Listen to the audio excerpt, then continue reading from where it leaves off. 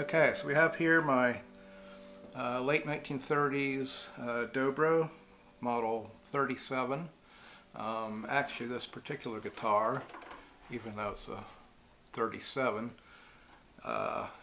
it's been rebranded as Nioma.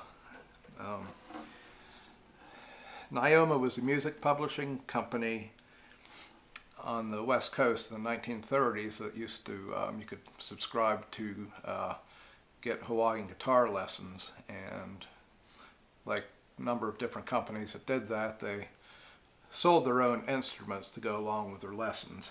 So they contracted with Dobro Corporation to build a couple different resonator guitars. This was the more expensive option. They also had a cheaper Dobro model that they sold, as well as a couple lap steels and a couple acoustic guitars with probably just raised strings on them for Hawaiian playing. But essentially, other than the name on the headstock, it's a Dobro Model 37.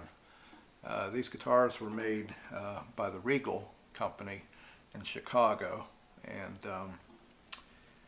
one characteristic of the Regal Dobros is they have a slightly deeper body than the earlier California-made Dobros, which a lot of the professional players preferred the Regals because of that. Gave maybe a little bit richer sound to them.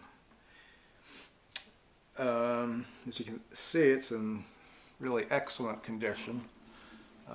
Mahogany body, although of course the top and back are plywood with a mahogany veneer on it.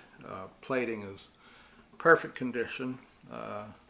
Original tuners work real well. The only thing I did with this guitar when I got it was just remove the cover plate to clean out the dust bunnies.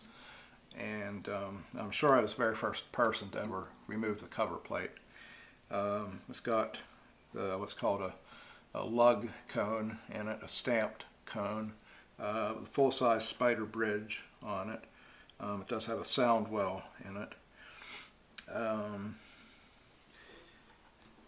Couple little chips here is the only defect in the whole guitar. I think these chips were from the case. It has the original chipboard case that it was in, and the case is not the best protection, and these chips right here are right in the same spot that the hinges are in the case, and the hinges actually kind of protrude inside the case a little bit, so I think that's what caused that. I believe that Josh Graves used the Model 37, as well as Mike Aldridge. Early days playing with Seldom Seen used the Model 37. Jerry Douglas started out with a Model 37. I think he still uses one when he plays with the old school bluegrass band that he's in. Just has that classic old time sound compared to a contemporary Dobro. Another interesting or different feature in this one is the serial number is actually branded into the bottom of the guitar there. I don't know if that's common to all Nioma Dobros or not. And like I say, the only difference between this and a Dobro Model 37 is the name on the headstock.